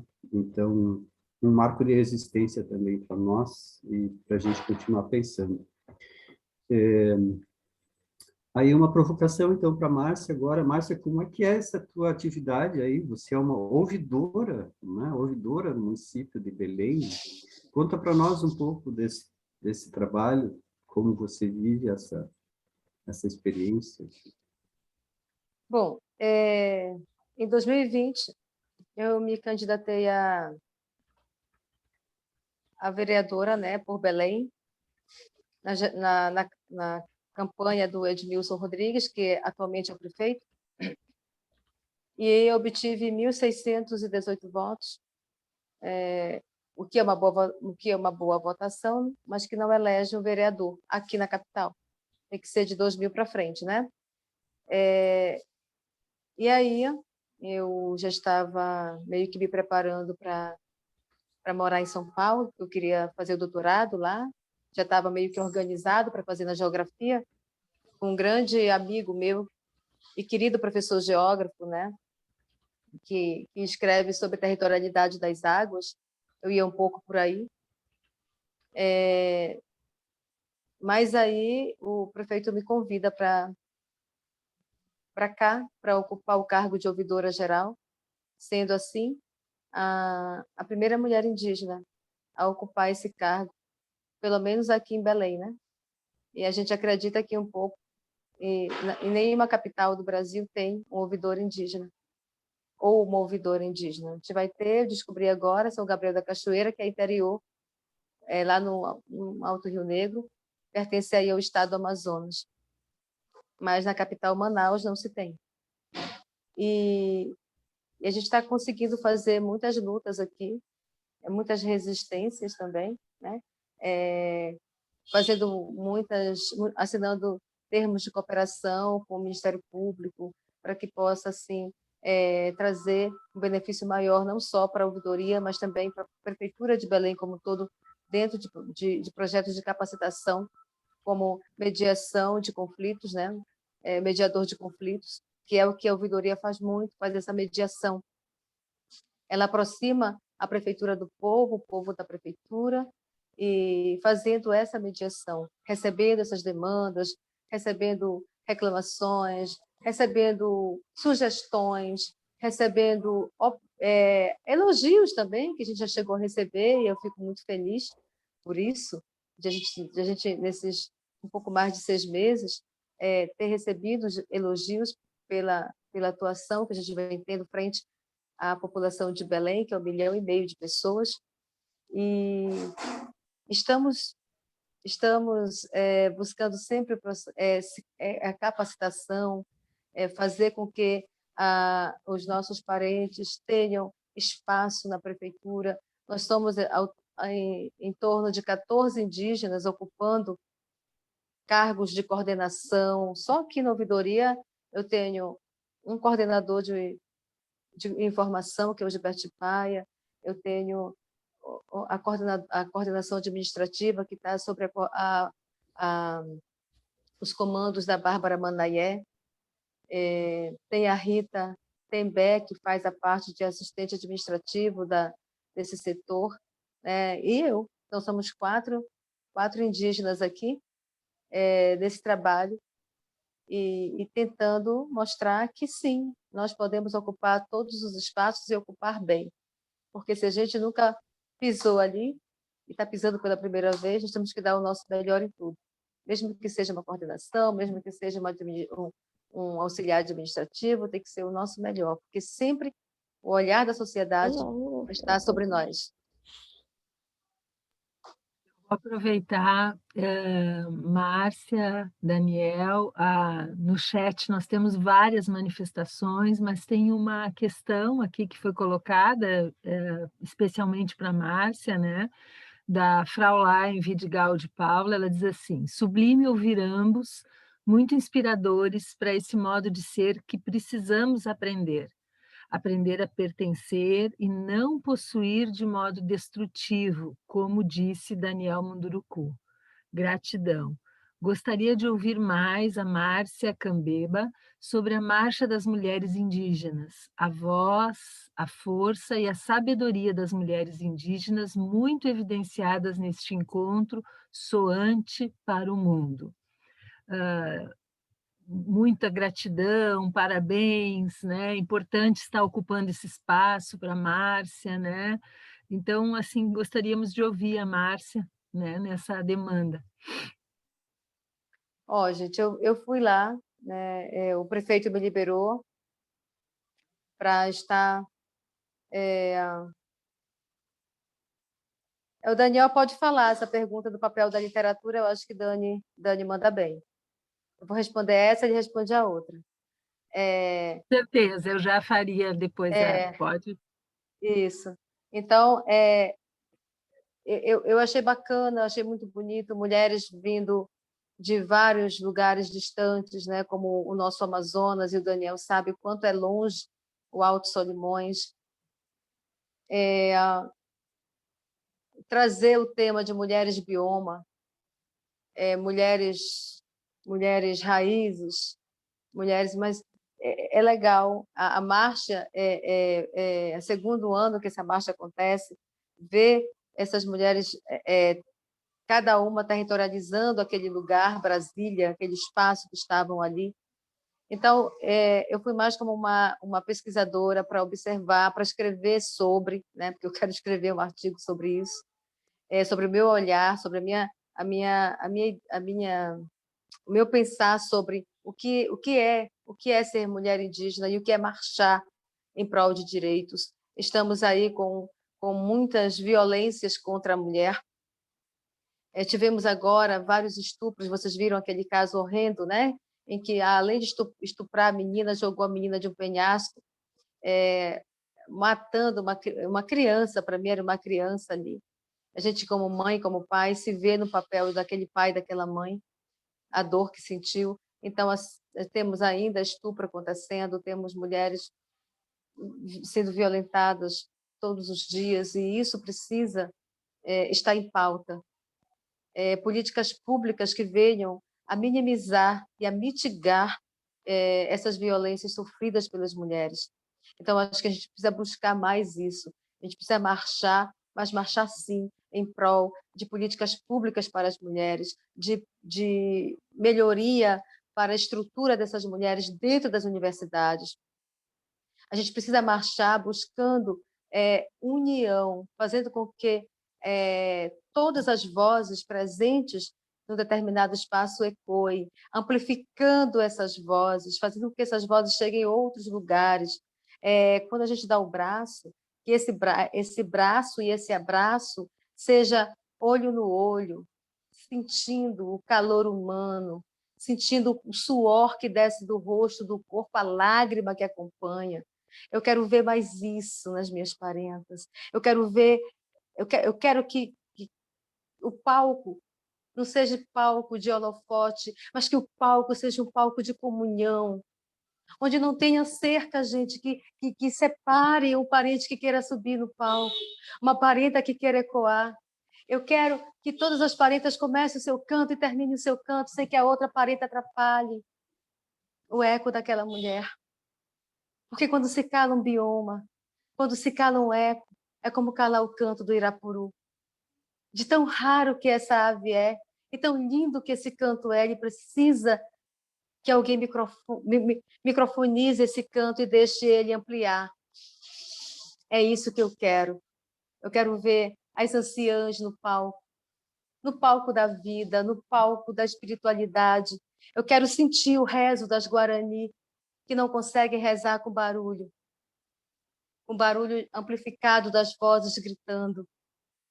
Fora Bolsonaro, porque fora Bolsonaro, a gente diz todo dia, quando um parente consegue ecoar a sua voz, consegue falar da sua dor, consegue dizer do seu território, consegue fazer uma literatura fluir, consegue fazer uma música fluir, consegue fazer sua arte virar ativismo. Então, o fora Bolsonaro é todo dia, é no território, é sentindo o madeireiro querer invadir, é sentindo o garimpeiro dizer: eu vou poluir o teu rio, eu vou poluir o teu peixe para poluir o teu corpo, o teu sangue, a tua mente, e querer poluir também a tua essência. Então, eu posso até comer o peixe poluído, mas eu não deixo que a minha espiritualidade se polua, eu não deixo que a minha consciência se polua, eu não deixo com que o meu ser pessoa se polua, porque é importante abraçar. Está no momento em que os abraços são necessários, os abraços são curadores, os abraços são transformadores quando eles vêm com amor, com verdade, com acolhimento. Que lindo, muito obrigado, Márcia. Vamos ver então, Daniel. Você quer que eu repita aqui a questão? Por favor. Acho que a pergunta vem a partir do colega Rafael Guimarães. Será que a Márcia e o Daniel poderiam falar sobre o papel da literatura de autoria indígena nesse contexto de negligência em relação à ancestralidade e à natureza? Beleza, falo sim. Olha só, a literatura, assim como tudo no Brasil indígena, é muito recente. Se a gente pensar que, efetivamente, os indígenas só foram considerados brasileiros legítimos a partir de 1988, né? Antes disso era tudo retórica, depois também continua sendo retórica, mas na lei, nós conquistamos o direito de sermos brasileiros plenos em 1988, ou seja, 33 anos atrás. Muito pouco, né? Nesses 33 anos, tirando 10 anos que foi de adaptação, de colocar em prática um pouco daquilo que a Constituição garantia, nós temos aí 25, 20 anos da presença indígena efetiva dentro da sociedade brasileira. Né? Nesses 25 anos, vamos colocar 25 anos, os indígenas provaram que podem sim, participar da sociedade brasileira de uma forma competente, dominando os saberes, as tecnologias, os conhecimentos que a sociedade envolvente tem desenvolvido, e para desespero daqueles que são contra os indígenas, a gente tem procurado sempre lembrar que a gente pode dominar o conhecimento, a gente pode dominar as técnicas, as tecnologias, tudo sem deixar de ser quem somos. Né? Essa é a primeira questão. A segunda questão, que dominar tudo isso não é abandono da cultura, pelo contrário, é sinal de competência, que nós podemos dominar sem abrir mão do que nós somos. Portanto, é sinal de competência. E isso tem servido como uma arma de resistência, né? Ou como instrumento. Eu prefiro a palavra instrumento, porque um educador nunca diz que nós temos armas, né? Nós temos instrumentos. Quem gosta de arma é o agronegócio e companhia limitada. Nós temos instrumentos, e que esses instrumentos a gente procura dominar justamente para fazer deles uma possibilidade, uma ferramenta para a gente poder resistir.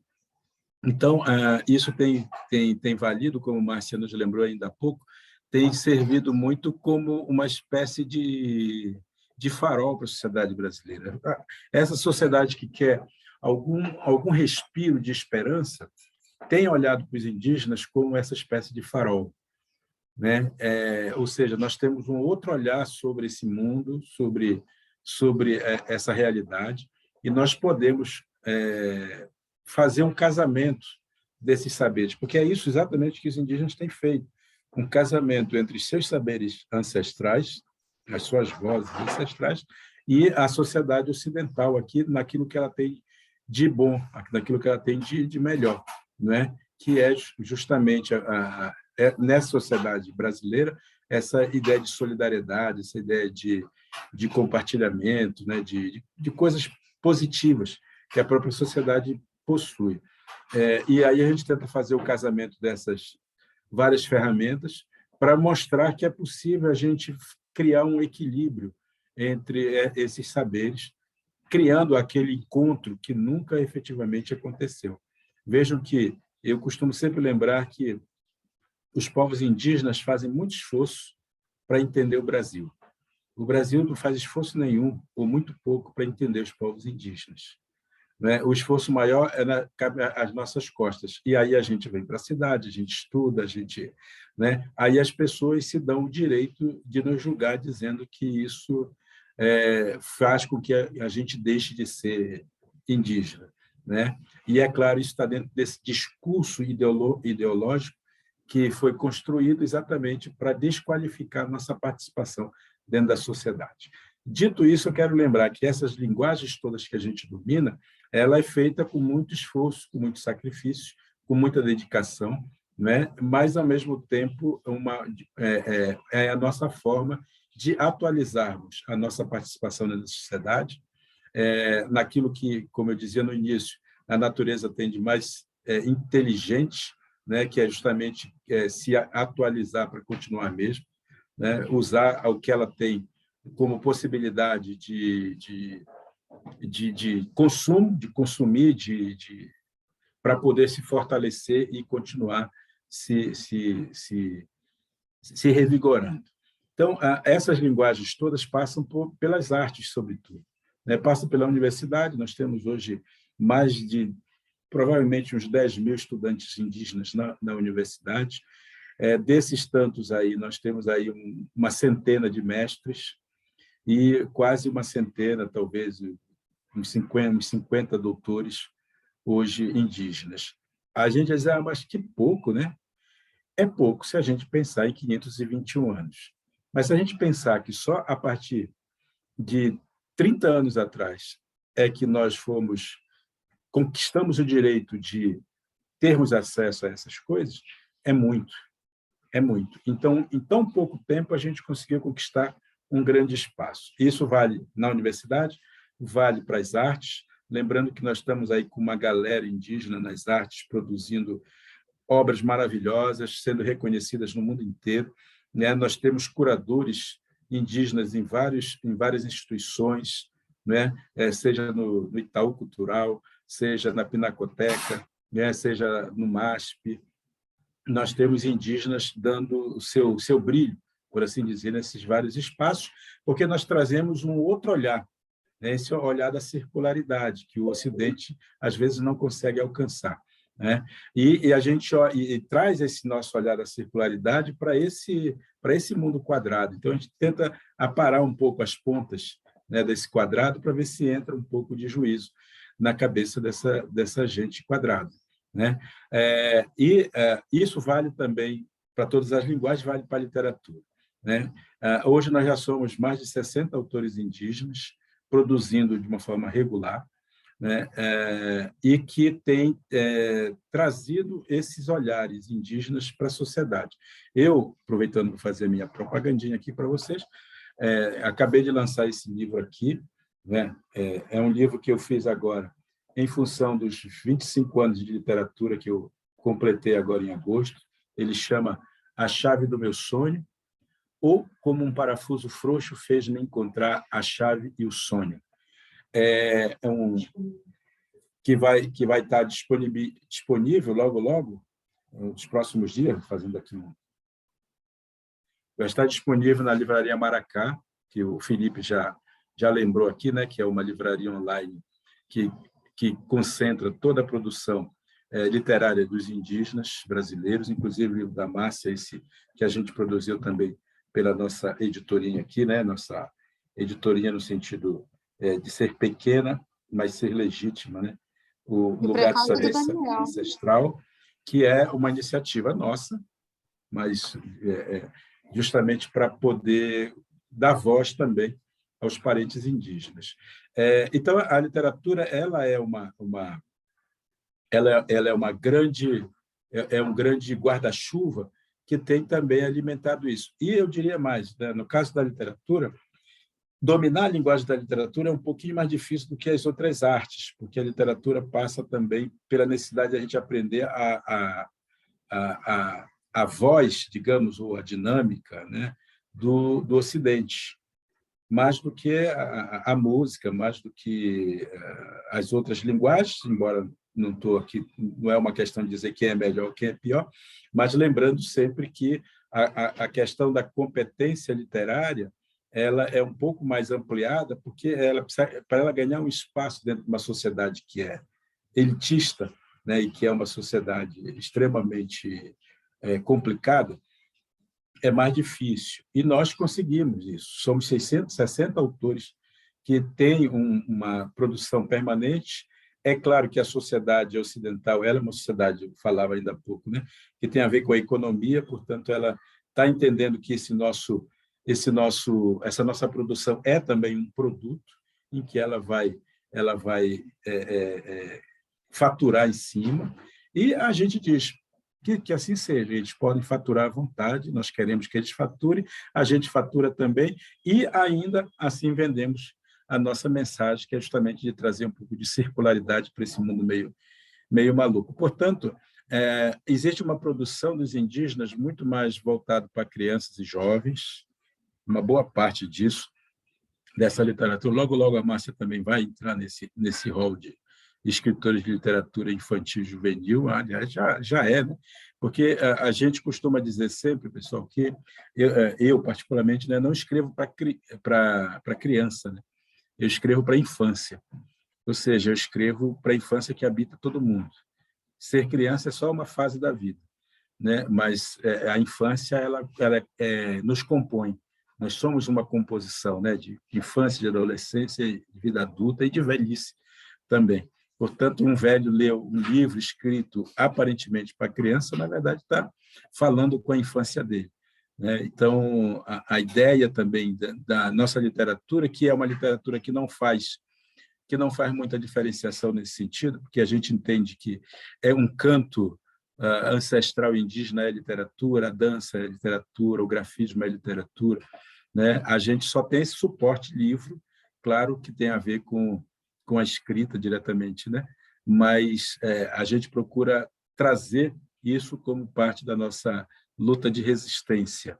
Eu lembro sempre que a nossa literatura é uma literatura comprometida, é uma literatura militante, ou seja, é uma literatura que tem um propósito.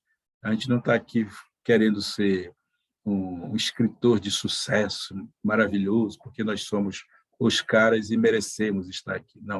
Não caímos na armadilha da meritocracia, né? Nós entendemos que nós estamos aqui cumprindo um papel deixado pelos nossos ancestrais, que nos deram a oportunidade de estar aqui vivendo esse momento lindo, como eu disse a vocês anteriormente, e que cabe a nós cumprirmos esse papel de continuadores. e, é claro, lançar bases para que os que vêm depois da gente, eles possam também continuar produzindo e produzindo coisas mais bonitas ainda do que nós. É mais ou menos isso.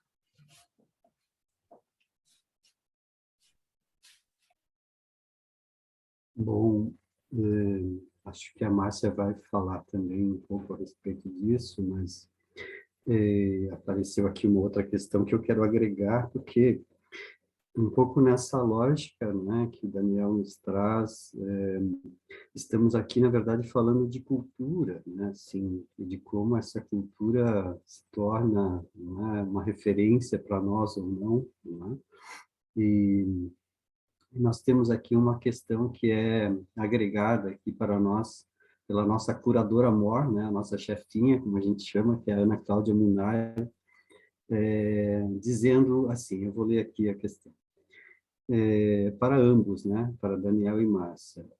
Eu assisti a um programa de gastronomia colombiano em que as pessoas mostravam a origem dos seus alimentos e pratos sempre a partir dos povos originários.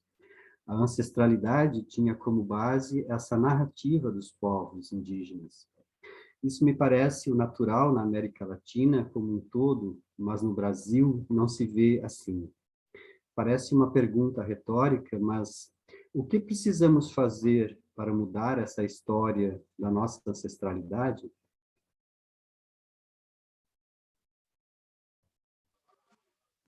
Ó, essa questão da gastronomia é interessante, porque aqui no Pará e na Amazônia, de uma forma geral, como no Brasil, a influência da gastronomia indígena na cultura alimentar é muito grande, né? A gente usa os tubérculos para falar bonito, né? Vamos lá, usa as raízes, macaxeira, batata, enfim, banana e vários frutos e verduras e coisas que se usa, vem o milho, vem da cultura indígena. Fora as comidas, né? O tacacá, a maniçoba, aqui no Pará, o pato do tucupi, o próprio tucupi, a goma que faz o beiju. Estou falando isso porque eu fiz uma matéria um dia desse no Jornal Liberal, para o Jornal Liberal. Eu dei uma matéria, não fiz a matéria, né? Eu dei a matéria, falei para a jornalista e disse que a gente precisa criar identidade também e pertencimento com a nossa cidade, com o nosso lugar e com a nossa gastronomia, valorizando, de fato, aqueles que nos ensinaram, aqueles que deixaram um legado para nós, os povos originários, e o povo negro, que aí vem de lá, do seu território, do seu país, e traz toda uma contribuição também para a gastronomia, seja paraense, seja amazonense ou brasileira.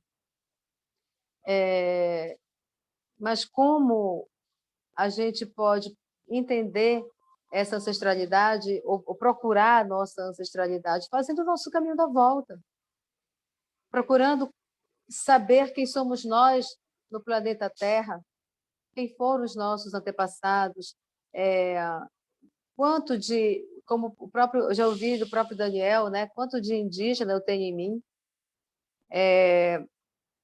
quanto que de negro eu tenho em mim, quanto que de europeu eu tenho, e dessas identidades, quais identidades eu afirmo? Eu afirmo Cambebo, Cocama, Uitoto. E você, qual identidade você afirma? Por qual bandeira de ativista você luta? Eu tenho aqui a questão indígena e ambiental, me considero uma ativista ambiental, uma ambientalista. E aí, quantas lutas a gente tem enfrentado juntos? E o que a gente quer como universidade? O que a gente quer trazer para a universidade? Onde é que está o indígena na universidade? Como é que ele é visto, sentido e percebido?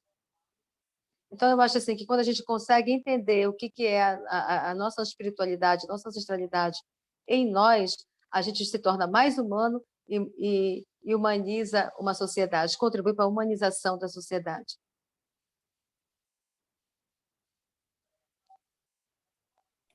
Muito bem, dona Márcia. Doutora, quase. Doutora Márcia. Vale, doutor. PhD? Eu só Vale, meu quero PhD. dizer duas coisinhas. Primeiro que daqui a pouquinho eu realmente Tu vou já vai sair? precisar sair.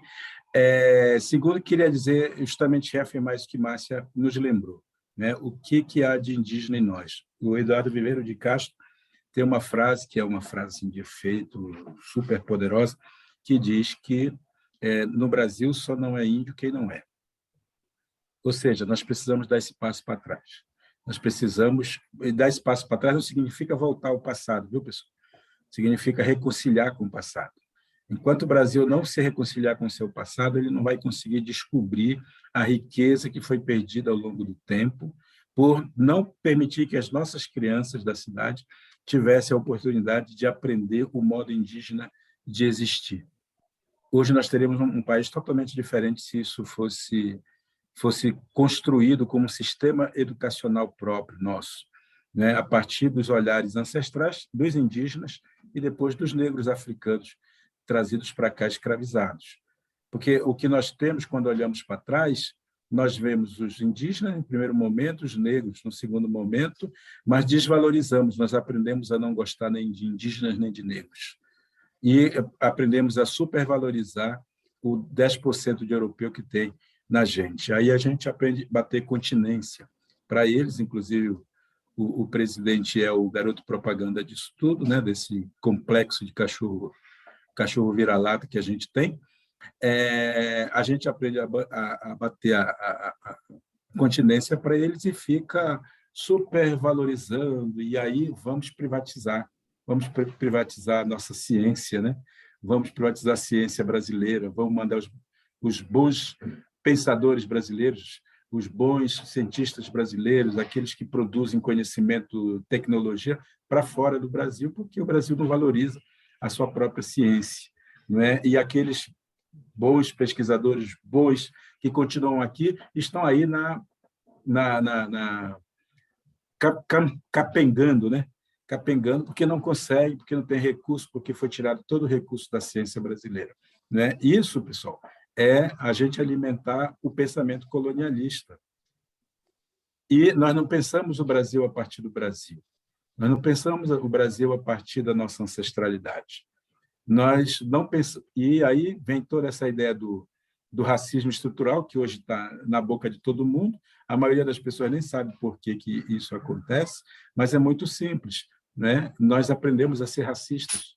Está na escola, está na estrutura. Né? Quando a gente comemora o dia 19 de abril, nós estamos aprendendo a ser racistas. Né? Nós estamos aprendendo a reproduzir estereótipos, né? E estamos negando às nossas crianças aprenderem a diversidade, porque o Brasil ele tem vocação para a felicidade.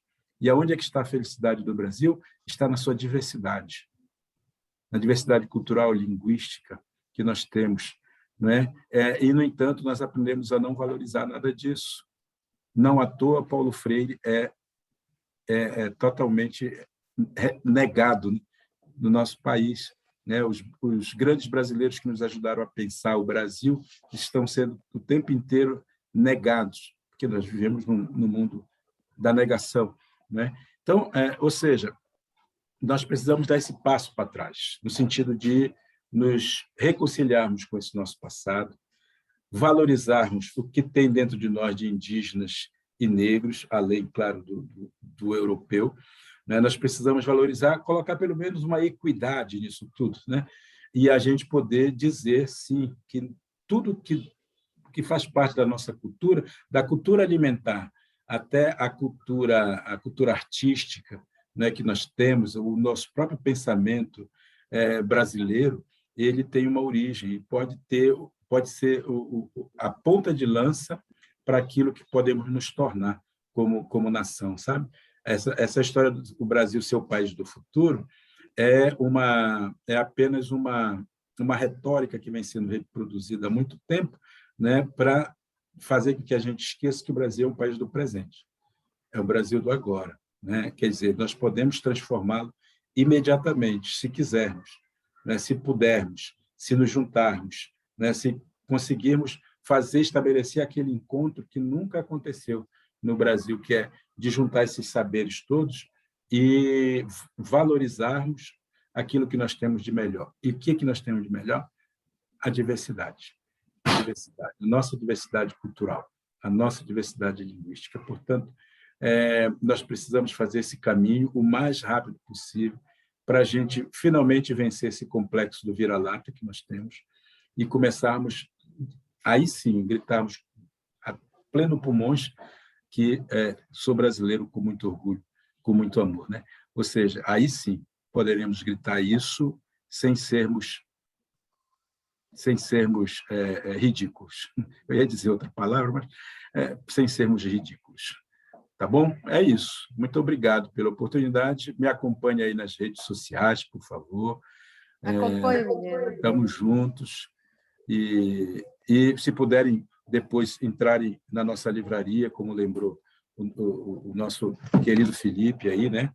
Tem esse livro, tem o do Edson Caiapó, que também é um belo livro, lançado recentemente, já está na nossa livraria. O de Márcia Cambeba, aqui, que também é da nosso selo editorial. O do Edson não é, mas está aqui. E, além disso, claro, todos os livros dos autores editados por grandes casas editoriais, né? Tem muita gente aí escrevendo coisa boa, e uma maneira, certamente, de a gente conhecer esse Brasil profundo é lendo literatura escrita por indígenas. Façam isso, que vocês serão felizes. Não um dia, mas imediatamente. Um abraço, obrigado pelo convite. Agradecemos. Obrigada, Daniel. Muito obrigado, Daniel. Muito bom. Eu queria fechar a minha participação também com vocês, aproveitando a fala do Daniel, e que ele falou do livro, né? E recitar aqui um poema que está no livro que foi a segunda edição pelo Instituto UCA, e traz o prefácio dele, do Daniel. Água que desce morena, que banha os lagos e igarapés, água que no ventre carrega a vida que tece com fios de amor, água doce e salgada onde o peixe encontra o pescador, água bela e cristalina, tão forte tua sina, na singeleza o valor. Água que murmura canção, embala o menino exalando paixão.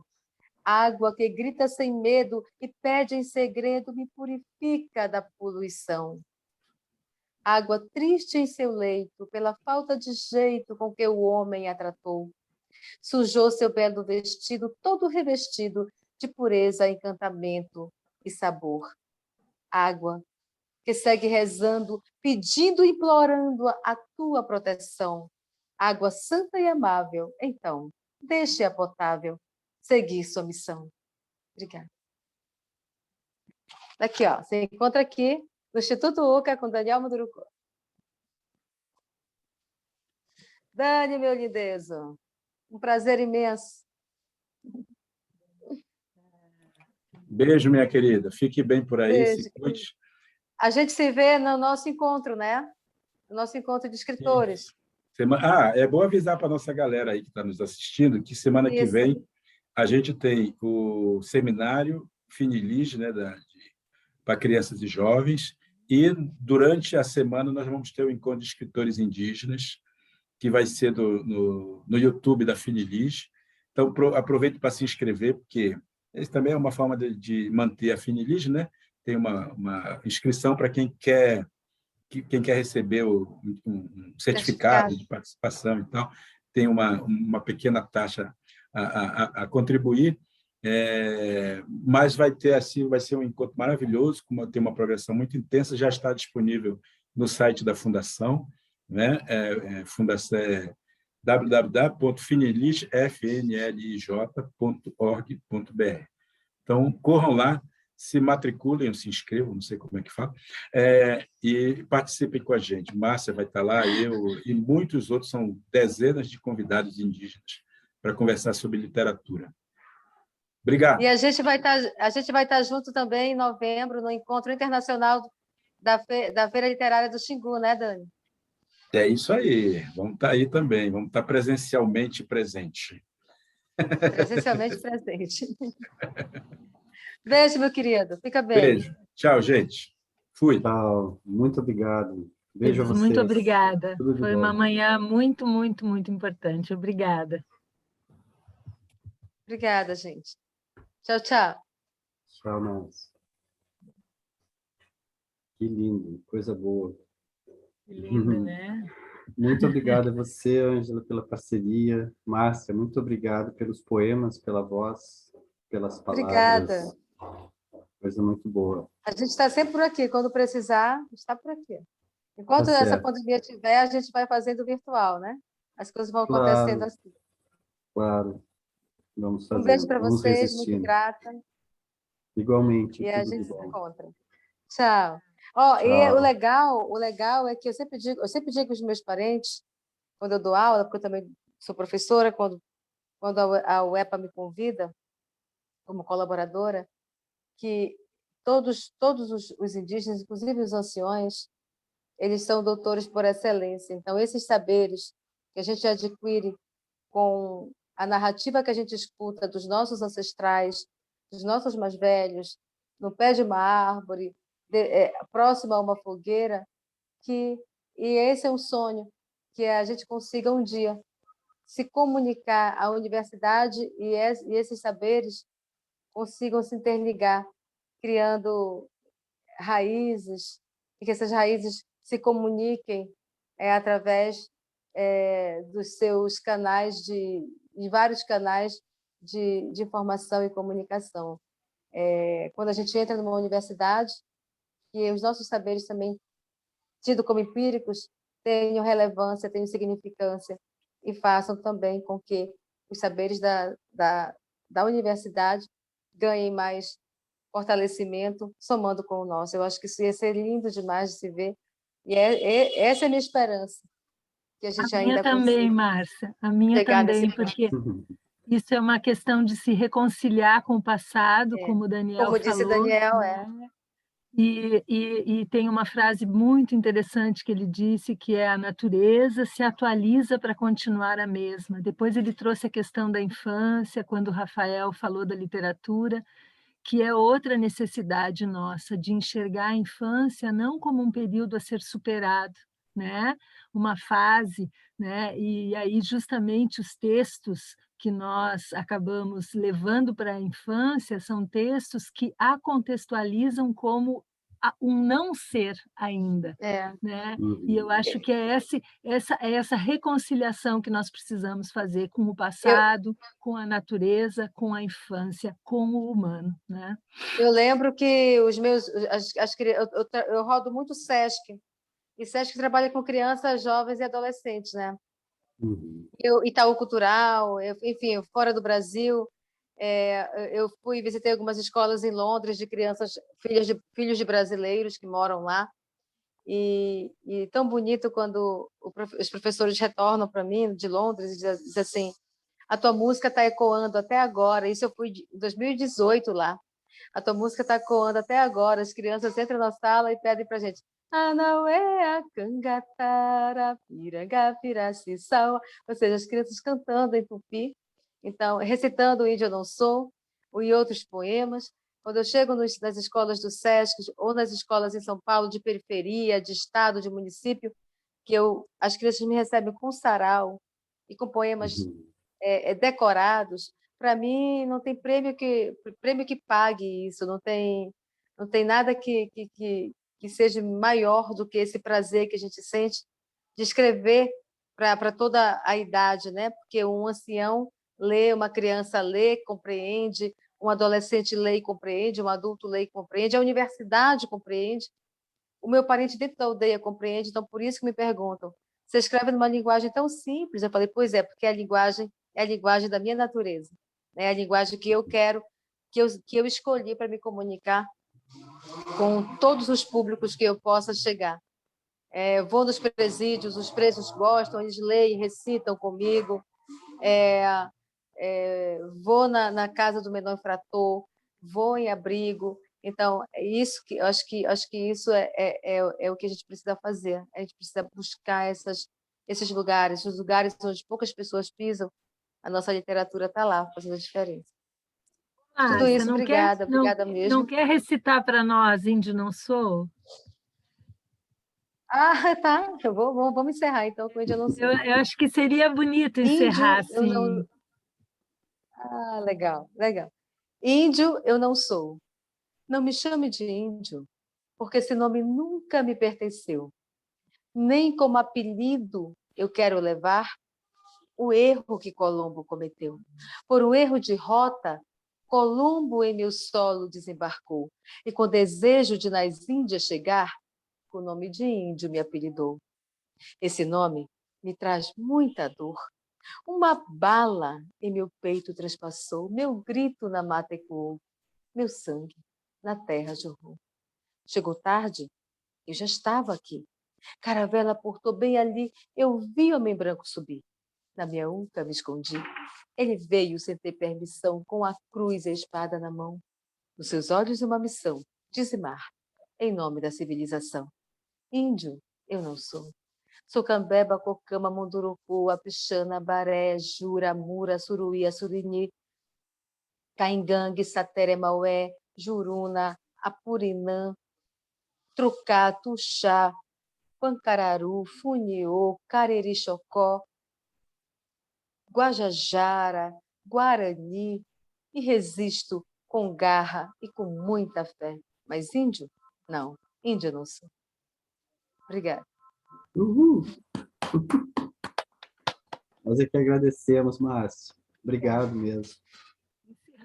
Oi, tchau, tchau. Tchau, Márcia, tchau. Tchau, gente. Foi linda, né? Foi uma manhã maravilhosa, né? Ah, show de bola. Show de bola, muito legal, muito, muito legal. Então tá, nos preparamos para a tarde. Vamos lá, que temos a tarde. Isso aí. Beijo, Força, obrigado aí, gente, tá Rafael. lindo, tá lindo. E parabéns, Ângela e Felipe. Foram, assim, ó, muito generosos e muito Não, mas hoje inteligentes emocionalmente falando. Foi maravilhoso vocês. Muito legal. A gente não tem nada para perguntar para eles, né? A gente precisa ouvir, né? Eu acho que essa um negócio assim, ó, revolucionário, assim, ouvir esses dois. É ouvir, né? Então tá, galera. Beijo. Vamos lá. Vamos fazer o almoço. Obrigado, Ângela. Obrigado, Rafael. Obrigado aí Beijão, pelo gente. Até mais. pessoal do suporte aí. Obrigadão. Tchau, tchau.